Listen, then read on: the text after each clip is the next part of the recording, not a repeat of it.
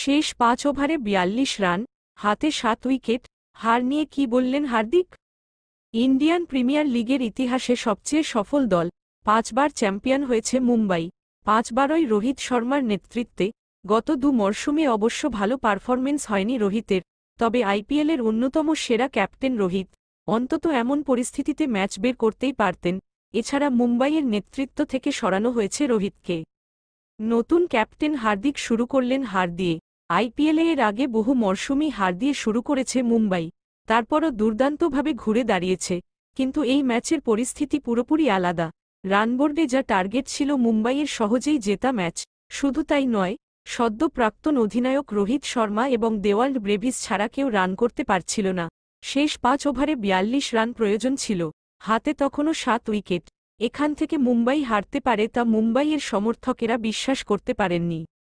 Match শেষে এই প্রশ্নের মুখে পড়লেন মুম্বাইয়ের নতুন ক্যাপ্টেন হার্দিক।